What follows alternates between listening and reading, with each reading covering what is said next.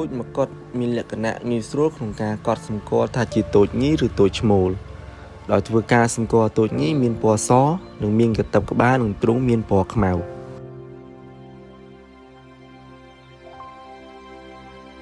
រីឯទូចឈ្មោលមានពណ៌ខ្មៅនៅពេលដែលវាមានអាយុ3ទៅ4ឆ្នាំ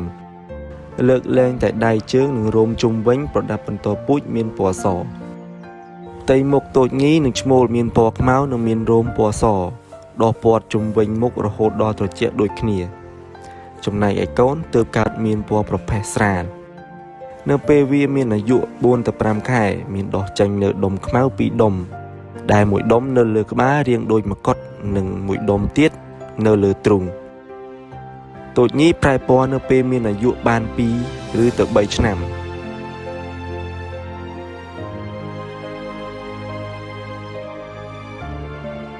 ហើយក្រោយមកប្រែពណ៌ទៅជាត្នោតភ្លឺវិញនៅពេលវាពេញវ័យដោយមានដុំខ្មៅរាងត្រីកោណលើទ្រូងនៅមកុដពណ៌ខ្មៅនៅលើក្បាលទូចមកុដមានដៃវែងនិងគ្មានកន្ទុយទេទូចមកុដត្រូវបានគេប្រទះឃើញនៅព្រៃស្ប្រោងនិងព្រៃពាក់កណ្ដាលស្ប្រោង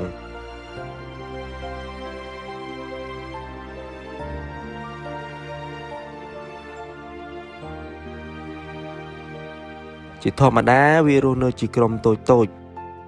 ពី2ទៅ5ក្បាលរួមមានមេបានិងកូនពួកវាចំណាយពេលជាច្រើនម៉ោងនៅលើដើមឈើខ្ពស់ហើយជារឿយវាតែងតែហក់លោតពីមែកឈើមួយទៅមែកឈើមួយនៅពេលព្រឹកអាហាររបស់ពួកវារួមមានផ្លែឈើគ្រប់ប្រភេទស្លឹកឈើផ្កានិងសត្វល្អិតទូចញីបង្កើតកូនម្ដងបានតែមួយគត់បន្ទាប់ពីពពោះអស់រយៈពេល210ថ្ងៃចន្លោះកូនពី1ទៅ1គឺ2ទៅ3ឆ្នាំទូចមកុដញីនិងឈ្មោលចូលចិត្តបន្លឺសំឡេងស្មើព្រមគ្នានៃក្រុមនីមួយៗរបស់វាដើម្បីគ្រប់គ្រងដែនព្រៃរៀងៗខ្លួនការបន្លឺសំឡេងអាចមានចន្លោះពីម៉ោង9ដល់11ព្រឹកនិងរយៈចម្ងាយឮពី1ទៅ2គីឡូម៉ែត្រ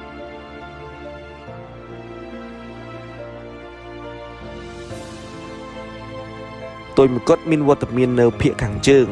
និងនិរតីនៃប្រទេសកម្ពុជាខាងលិចទន្លេមេគង្គនៅភាគខាងកើតប្រទេសថៃ